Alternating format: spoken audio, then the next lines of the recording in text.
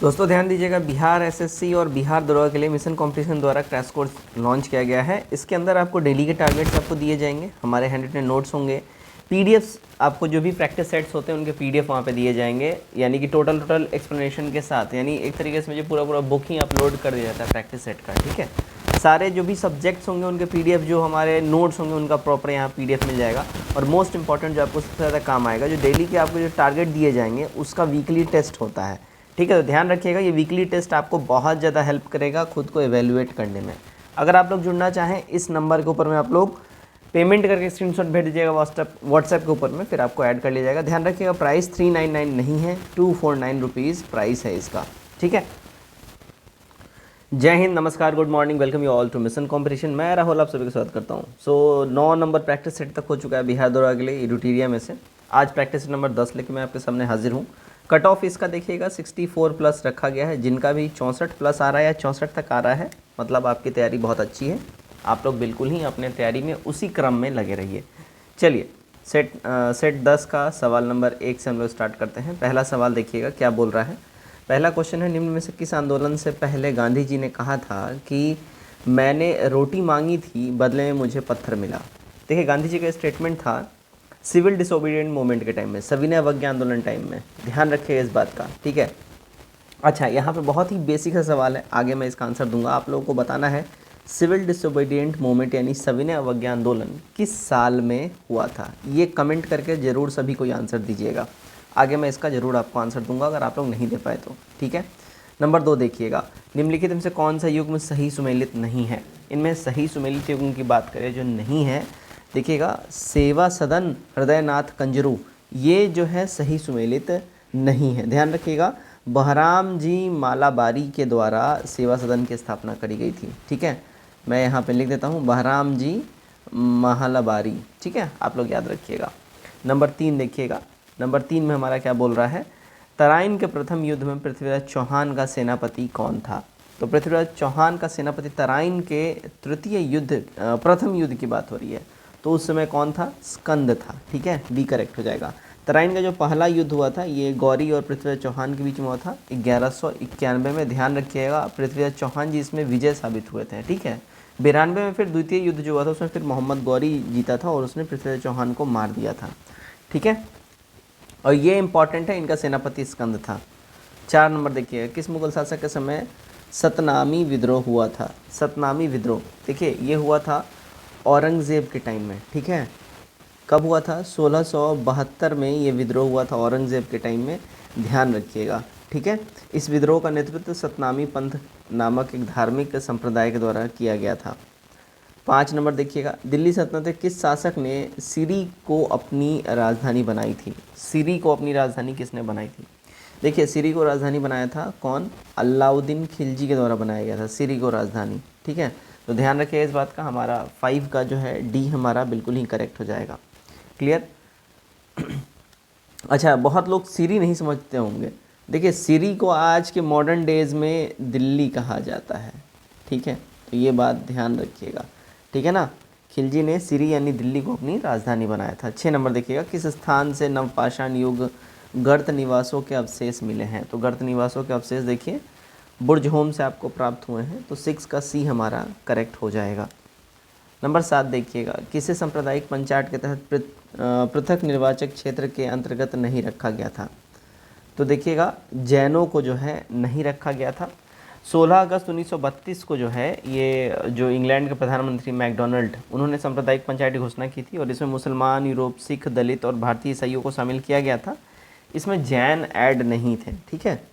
8, अंग्रेजों द्वारा पेशवा तथा किसके काल में अंग्रेजों द्वारा पेशवा प्रथा किसके काल में ख़त्म कर दिया गया था। तो देखिए, बाजीराव द्वितीय, बाजीराव सेकेंड टाइम में ये पेशवा प्रथा ख़त्म कर दिया गया था। किस आंदोलन के कारण भारतीय राष्ट्रीय कांग्रेस का विभाजन हुआ था। तो ये विभाजन हुआ था, देखिए, स्वदेशी आंदोलन के वजह से। ठीक है, 1907 में सूरत का विभाजन हुआ था गरम दल और नरम दल के बीच में। ठीक है, फिर 1916 में ये लोग एक भी हो गए थे, ये भी ध्यान रखिएगा। ठीक है, आगे चलते हैं हम लोग। नंबर 10 देखिएगा, बिहार प्रदेश सम्मेलन का पहला अधिवेशन कहाँ हुआ था। तो बिहार प्रदेश सम्मेलन का पहला अधिवेशन पटना में हुआ था, इस बात का ध्यान रखिएगा। 1908 में हुआ था, ठीक है, पटना में। क्लियर? और इसको ध्यान रखिएगा, इसे मोहम्मद फ़खरुद्दीन ने बिहार को पृथक प्रांत के रूप में संगठित करने का प्रस्ताव इसी में रखा था, ठीक है। नंबर 11 देखिएगा, निम्नलिखित में से कालक्रम के अनुसार बढ़ते क्रम में कौन सा विकल्प सही है। इसमें सही विकल्प की बात करें, देखिएगा, चंपारण आंदोलन, फिर जालियांवाला बाग हत्याकांड, फिर मोपला विद्रोह और फिर चौरा चौरी कांड, ये आपका सही क्रोनोलॉजी है, ठीक है। तो 11 का बी हमारा यहाँ पे बिल्कुल ही करेक्ट हो जाएगा। अगर बात करें चंपारण तो 1917 में ये हुआ था, आप सभी जानते ही होंगे। जालियांवाला बाग 1919 में हुआ था, ये भी आप सब जानते होंगे। मोपला विद्रोह शायद बहुत लोगों को ना पता हो, 1921 में हुआ था। और चौरा चौरी 1922 में हुआ था, ये भी आप लोग जानते होंगे, ठीक है। तो ये क्रम रहेगा। 12 देखिएगा, प्रसिद्ध विद्वान चरक किसके दरबार में थे। चरक जो है ध्यान रखिएगा, एक प्रसिद्ध विद्वान थे और एक अच्छे वैद्य भी थे। तो चरक ने चरक संहिता की भी जो है रचना करी है और कनिष्क के दरबार में ये थे, ध्यान रखिएगा। चरक, वसुमित्र, अश्वघोष, ये सब जो है कुषाण वंश शासक कनिष्क के दरबार में रहते थे, ध्यान रखिएगा। 13, किसने उदंतपुरी विहार का निर्माण करवाया है। तो गोपाल ने करवाया है उदंतपुरी विहार का निर्माण, ठीक है। 7वीं शताब्दी में, 7th सेंचुरी में इसने ये काम करवाया है। 14, निम्न में से किसकी मान्यता बौद्ध धर्म के अंतर्गत थी। बौद्ध धर्म के अंतर्गत जो मान्यता थी, देखिएगा, पुनर्जन्म की थी, कर्मवाद की थी, मोक्ष की थी, यानी कि सब के सब की थी, ठीक है। 15 देखिएगा, वेल्लोर विद्रोह किसके समय में हुआ था। वेल्लोर विद्रोह की अगर हम बात कर लें तो देखिएगा, सर जॉर्ज वार्ले के टाइम में जो है वेल्लोर विद्रोह हुआ था, जॉर्ज वार्ले, ठीक है। 1806 की बात है ये। 16 देखिएगा, पार्थिव या आंतरिक ग्रह की संख्या कितनी है। देखिए, पार्थिव या आंतरिक ग्रहों की संख्या है टोटल 4। सी हमारा करेक्ट हो जाएगा। बुध, शुक्र, पृथ्वी और मंगल ग्रह, इसको पार्थिव या आंतरिक ग्रह कहा जाता है। निम्नलिखित में से कौन सा कथन यहाँ पे करेक्ट है, सत्य है। सत्य कथन की बात कर लें तो देखिएगा, 0 डिग्री देशांतर के अंतर्राष्ट्रीय तिथि रेखा कहा जाता है, नहीं। 180 डिग्री देशांतर को प्रधान मध्य रेखा कहा जाता है, नहीं। और अंतर्राष्ट्रीय तिथि रेखा अटलांटिक महासागर से गुजरती है, नहीं। इनमें से कोई भी करेक्ट हमारा नहीं है, ध्यान रखिएगा। क्लियर? 0 डिग्री जो देशांतर को प्रधान मध्य रेखा कहा जाता है, ये बात आप ध्यान रखिए, 180 डिग्री को नहीं कहा जाता है। 18 देखिएगा, निम्नलिखित से कौन अग्नेय चट्टान का उदाहरण नहीं है। अग्नेय चट्टान का इनमें से जो उदाहरण नहीं की अगर हम बात कर ले कौन नहीं है, तो देखिएगा, ग्रेफाइट जो इसमें होगा ना, ग्रेफाइट ये नहीं होगा। 19 नंबर देखिएगा क्या बोल रहा है, सूची 1 को सूची 2 से आपको यहाँ पे मिलान करना है। एशिया यहाँ पे बोल रहा है, महाद्वीप बोल रहा है और सबसे लंबी नदी, तो एशिया की सबसे लंबी नदी देखिए यांगसी है, ये चाइना में बहती है। यूरोप की सबसे लंबी नदी वोल्गा हो जाएगा, वोल्गा, ठीक है। ऑस्ट्रेलिया की सबसे लंबी नदी मर्रे हो जाएगा और उत्तरी अमेरिका मिसोरी हो जाएगा। करेक्ट यहाँ पे कूट हमारा ए वाला बैठेगा। 20 देखिएगा, टुंडा एवं शीत प्रधान क्षेत्र की वनस्पति क्या कहलाती है। इस क्षेत्र की वनस्पतियों को देखिएगा क्रायोफाइट कहा जाता है, ठीक है, सी करेक्ट होगा। 21, निम्नलिखित से कौन सा दर्रा हिमाचल प्रदेश में स्थित नहीं है। हिमाचल प्रदेश में देखिएगा, अगर हम बात कर लें, लीपुलेख दर्रा आपको नहीं मिलेगा, है ना। सिपकिला, रोहतांग और बारालाचला हिमाचल प्रदेश में है। लीपुलेख दर्रा जो है आपको उत्तराखंड में मिलेगा, ठीक है, ध्यान रखिएगा। 22, पूर्णा निम्नलिखित में से किस नदी की प्रमुख सहायक नदी है। पूर्णा नदी जो है देखिए, अगर हम बात कर लें, है ना, तो पूर्णा नदी देखिए ताप्ती रिवर की सहायक नदी है। 23, भारत में सर्वाधिक ऊंचाई पर स्थित झील कौन सा है। सर्वाधिक ऊंचाई पर जो स्थित झील है वो है चोलामू झील, भारत में, ध्यान रखिएगा। चोलामू लेक ये कहाँ पे है, तो ये है आपको सिक्किम में, ध्यान रखिएगा। 24 देखिए, भारत के कुल क्षेत्रफल का लगभग कितना प्रतिशत भूमि पर कृषि की जाती है। तो भारत में जो कृषि की जाती है, देखिए भारत में जितना लैंड है उसका 51% एरिया पे जो है फार्मिंग होती है, कृषि होती है। 25 देखिए, निम्नलिखित में से कौन सा कारखाना तृतीय पंचवर्षीय योजना में स्थापित किया गया था। तृतीय पंचवर्षीय योजना में जो है देखिएगा बोकारो स्टील प्लांट, इसको स्थापित किया गया था, बी हमारा करेक्ट हो जाएगा। 1964 में जो है इसकी स्थापना हुई थी, ध्यान रखिएगा, ठीक है। चलिए भाई 26 नंबर देखते हैं हम लोग, क्या बोल रहा है, राष्ट्रीय आय समिति का गठन किस वर्ष किया गया था। राष्ट्रीय आय समिति का गठन, ये देखिए साल 1949 में जो है राष्ट्रीय आय समिति का गठन किया गया था। 27 देखिएगा, प्रधानमंत्री रोजगार योजना की शुरुआत किस पंचवर्षीय योजना के दौरान की गई थी? तो ये इसकी शुरुआत जो है देखिएगा 8वीं पंचवर्षीय योजना के दौरान जो है इसकी शुरुआत करी गई थी। 28 देखते हैं हम लोग क्या बोल रहा है। आरबीआई का लेखा वर्ष फाइनेंशियल ईयर बोल रहा है, ठीक है, कब से कब तक होता है? तो आरबीआई का लेखा वर्ष जो होता है देखिए 1 जुलाई से 30 जून तक जो है इसका लेखा वर्ष होता है। 29 देखिए, विश्व का पहला स्टॉक एक्सचेंज की स्थापना किस देश में की गई थी? तो विश्व की पहली स्टॉक एक्सचेंज की स्थापना जो है ये ध्यान रखिएगा नीदरलैंड्स में की गई थी। हमेशा इस बात का ध्यान रखिएगा 1602 में, ठीक है। तो ये वेरी वेरी इंपॉर्टेंट सवाल है। तो विश्व का पहला स्टॉक एक्सचेंज की स्थापना नीदरलैंड के एम्स्टर्डम में हुआ था 1602 में। 30 देखिए, सबसे पहले किस देश में जेंडर बजट की शुरुआत की गई थी? देखिए जेंडर बजट की बात कर लें तो देखिए इसकी शुरुआत जो है कहाँ हुआ था? ऑस्ट्रेलिया में हुआ था। जेंडर बजट की शुरुआत 1984 में जो है जेंडर बजट की शुरुआत ऑस्ट्रेलिया में करी गई थी। ध्यान रखिए इसके तहत सरकार महिलाओं के विकास, कल्याण और सशक्तिकरण की योजनाएं बनाया करती हैं। 31 देखिएगा, स्वतंत्र भारत के पहले मंत्रिमंडल में सूचना एवं प्रसारण मंत्रालय किसके पास था? देखिए सूचना प्रसारण मंत्रालय था सरदार पटेल जी के पास में। ये हमारा करेक्ट हो जाएगा, ठीक है। पहला मंत्रिमंडल जो है ये 1947 में इसका गठन हुआ था, ये भी ध्यान रखिएगा। और जवाहरलाल नेहरू इसके प्रधानमंत्री चुने गए थे, ठीक है। 32, भारतीय संविधान में गणतंत्रात्मक व्यवस्था किस देश के संविधान से लिया गया है? तो इसको लिया गया देखिएगा फ्रांस के संविधान से, ठीक है, बी करेक्ट होगा। 33 देखिएगा, सहकारी समितियों को संवैधानिक अधिकार किस संविधान संशोधन अधिनियम द्वारा दिया गया था? तो ये जो इनको अधिकार दिया गया था ये देखिएगा 97वां संविधान संशोधन हुआ था 2011 में, उसके तहत ही इनको ये अधिकार मिला था। तो हमारा ए करेक्ट हो जाएगा बिल्कुल ही, ठीक है। 34 देखिएगा, किसी भी राजनीतिक दल को राष्ट्रीय दल का दर्जा प्राप्त करने हेतु कौन सी शर्त नहीं है?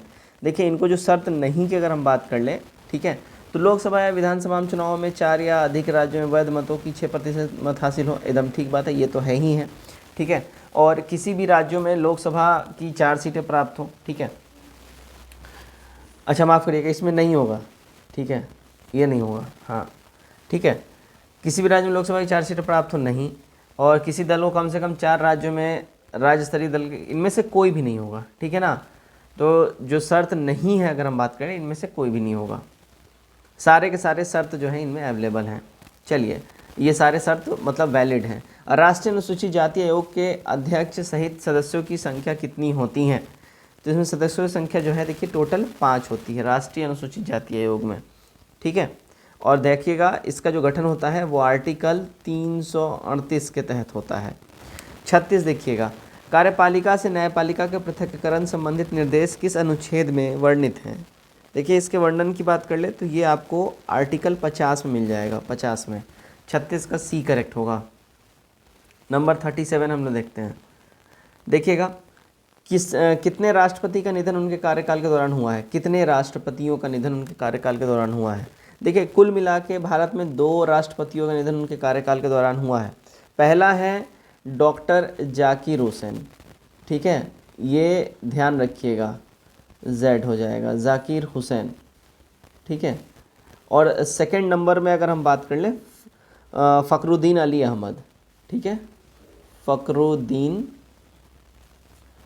अली अहमद, ठीक है। तो ये 2 राष्ट्रपति रहे हैं जिनका निधन उनके कार्यकाल के दौरान हुआ है, ठीक है। नीलम संजीव रेड्डी एकमात्र ऐसे राष्ट्रपति थे जिन्होंने लोकसभा अध्यक्ष के रूप में भी कार्य किया हुआ है, ये भी याद रखिएगा, ठीक है। और वीवी गिरी पहली बार कार्यवाहक राष्ट्रपति के रूप में इन्होंने कार्य संभाला था। 38, भारत में नागरिकता कितने तरीके से समाप्त की जा सकती है? देखिए भारत में जो नागरिकता है वो कुल मिला के 3 तरीके से समाप्त की जा सकती है, ध्यान रखिएगा इस बात का, ठीक है। नागरिकता का परित्याग करने पे, किसी अन्य देश की नागरिकता ले लेने पे, स्वीकार कर लेने पे, या सरकार द्वारा नागरिकता निरस्त कर देने पे। 39 देखिए, संविधान में उद्देशिका के विचार को किस देश के संविधान से लिया गया है? इसको लिया गया देखिए अमेरिका से, ठीक है।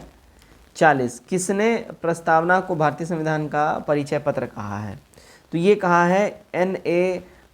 पलकीवाला ने, ठीक है, बेसिकली तो N.A. पलकीवाला ने भारतीय ये जो है भारतीय संविधान का परिचय पत्र कहा है प्रस्तावना को। 41 2011 की जनगणना के अनुसार सर्वाधिक शहरी जनसंख्या किस राज्य में है? सबसे ज़्यादा शहरी जनसंख्या जो है आपको कहाँ मिलेगी? महाराष्ट्र में मिलेगी, ध्यान रखिएगा। 42 देखिएगा, सुरक्षा परिषद में कितने देशों को वीटो शक्ति प्राप्त है, माफ़ करिएगा, वीटो शक्ति कुल मिला के 5 देशों को प्राप्त है सुरक्षा परिषद में, अमेरिका, रूस, ब्रिटेन, फ्रांस और चाइना को। ठीक है। 43 देखिएगा, राष्ट्रीय मत्स्यिकी विकास बोर्ड का मुख्यालय कहाँ पे है? इसका मुख्यालय आपको मिलेगा कहाँ पे? हैदराबाद में। ए हमारा करेक्ट हो जाएगा।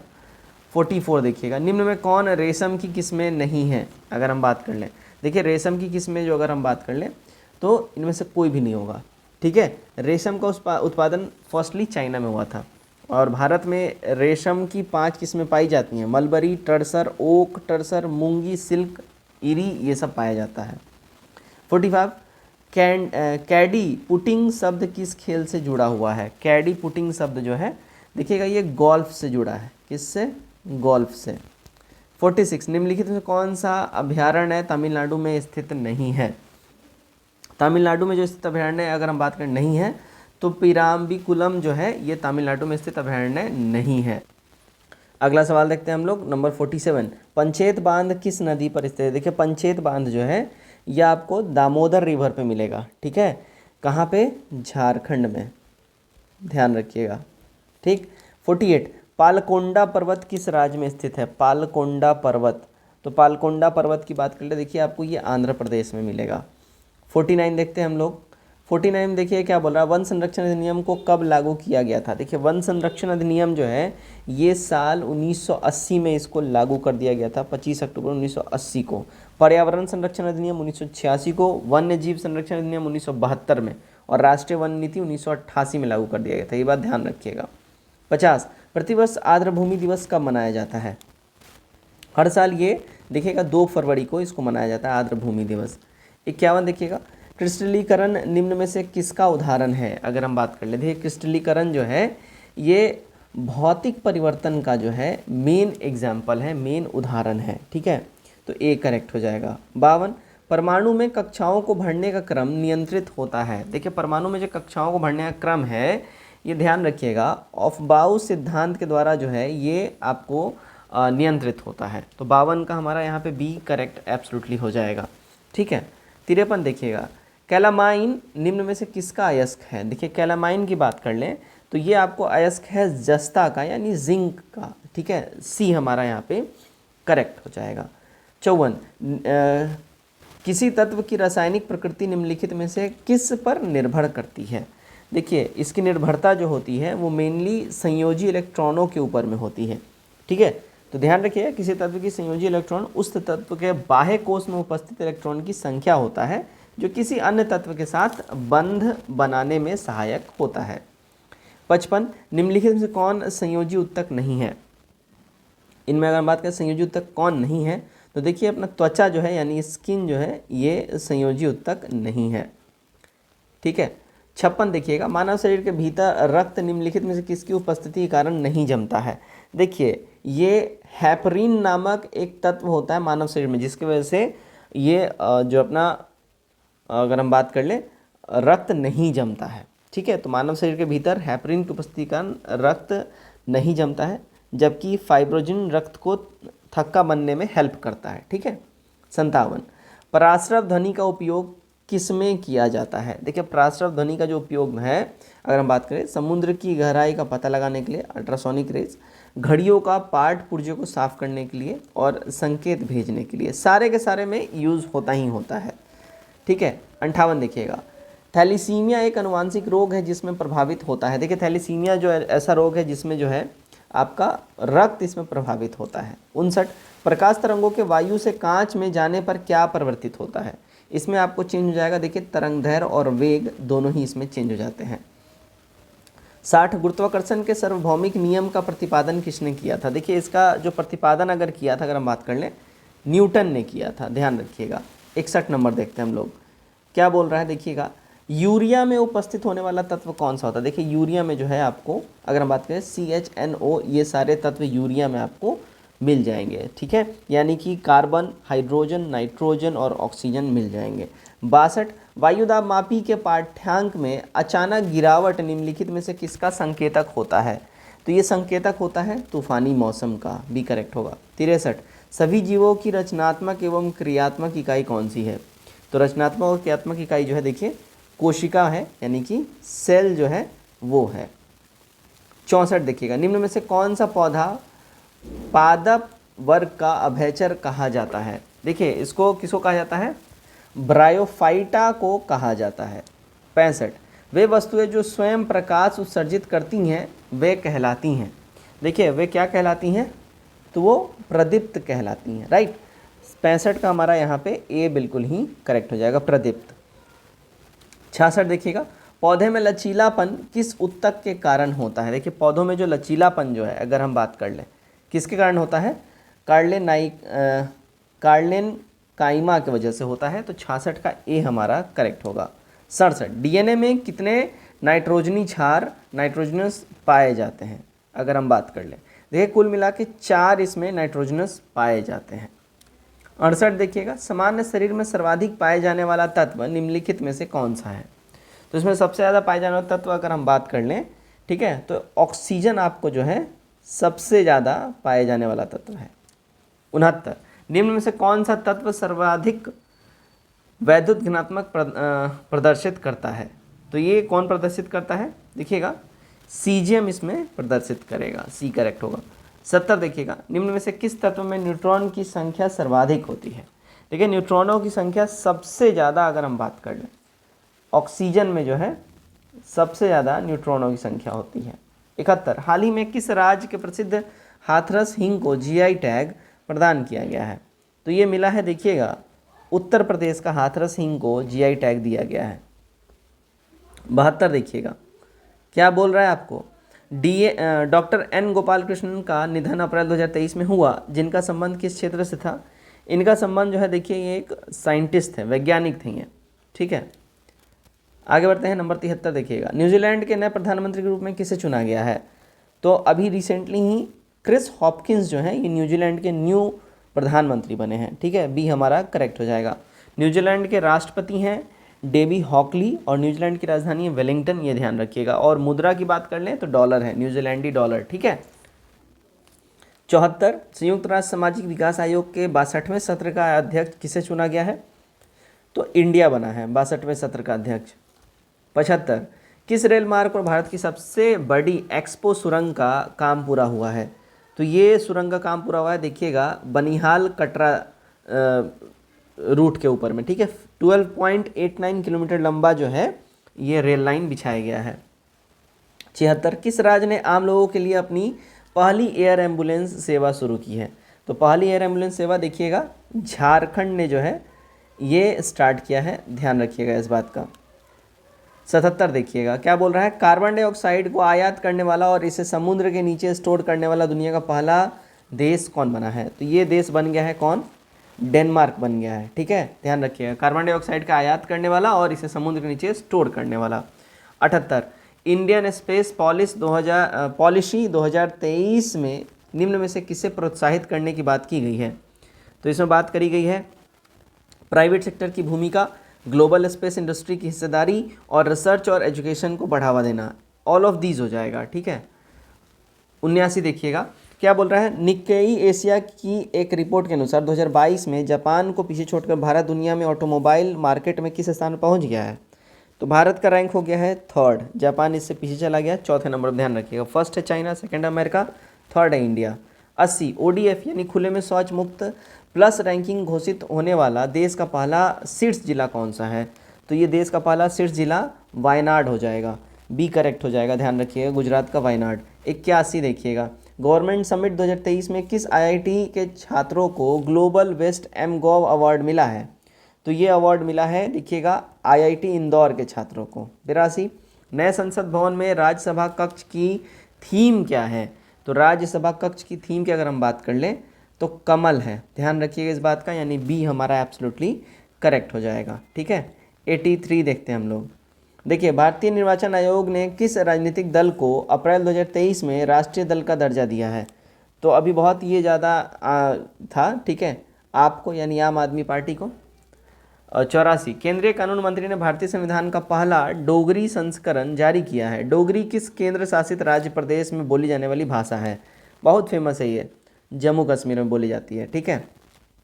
85, किस मंत्रालय ने centre for processing accelerate corporate exit C PACE को मानेसर हरियाणा में स्थापित किया है? तो ये स्थापित किया है, देखिएगा, कॉरपोरेट मामले का मंत्रालय के द्वारा, ठीक है। 86 देखते हैं हम लोग क्या बोल रहे हैं। 86 में बोल रहा है, देखिए, मदुरै परियोजना को केंद्र सरकार की मंजूरी के साथ ही किन दो राज्यों में नदी विवाद बढ़ गया है? तो ये नदी विवाद जो है, देखिएगा, गोवा और कर्नाटका का जो है ये नदी विवाद है। 87, केंद्र सरकार ने भारतीय प्रतिस्पर्धा आयोग CCI का नया अध्यक्ष किसे नियुक्त किया है? तो CCI के नए अध्यक्ष की हम बात कर लें तो देखिएगा रवनीत कौर जी को नियुक्त करा गया है। 88, archaeology survey of India ASI ने जनवरी 2023 में किस विश्व धरोहर में 1200 वर्ष पुराने 2 लघु स्तूप यानी मिनिएचर की खोज की है?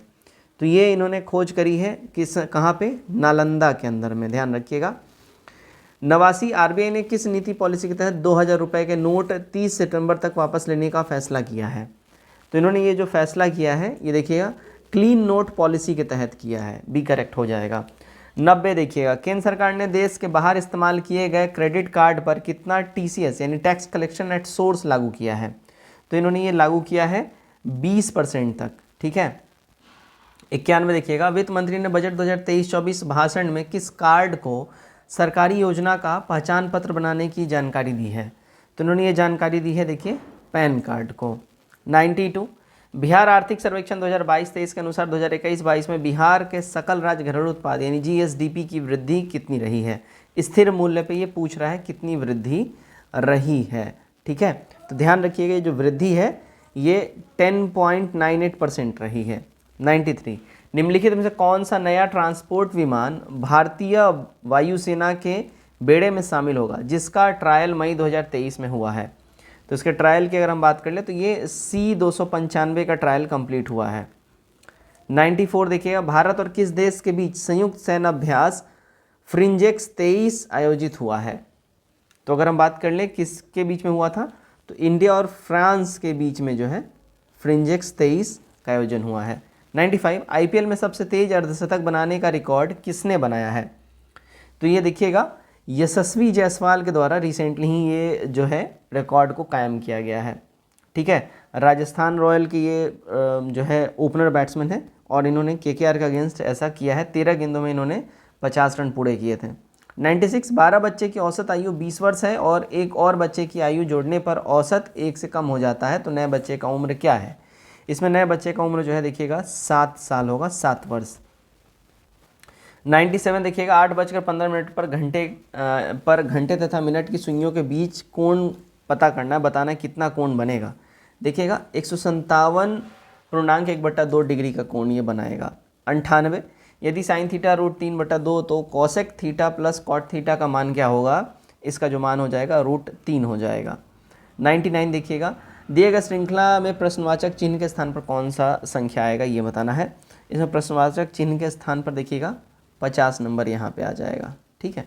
100 नंबर आज का हमारा आखिरी सवाल है। दी गई आकृति में त्रिभुजों की संख्या आपको पता करनी है।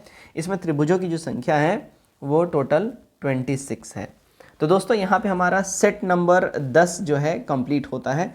उम्मीद करता हूँ आप लोग जो है इसमें मैक्सिमम स्कोर किए होंगे और कमेंट करके अपने स्कोर हमारे साथ जरूर शेयर करिए। वीडियो चले वीडियो को भी शेयर करिए, चैनल सब्सक्राइब करिए। धन्यवाद।